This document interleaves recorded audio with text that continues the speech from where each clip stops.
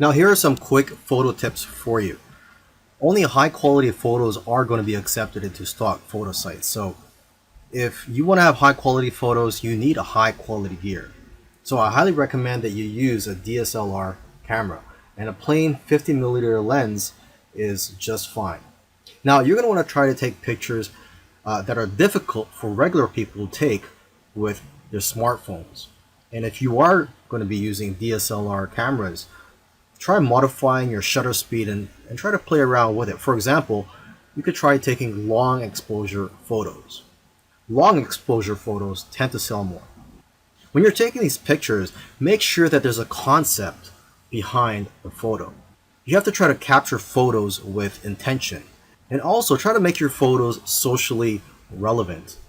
Another important key is to make sure that your picture elicits some type of emotion or has some type of purpose, such as showing that it's the fall season. Now, photos that do well are in the niches related to food, health, beauty, fitness, money, and business. You also have to remember to leave some room for copy and text for the users to put on the photo. And you should know that photos are not going to be accepted if there are brands, names, or license plates in the background.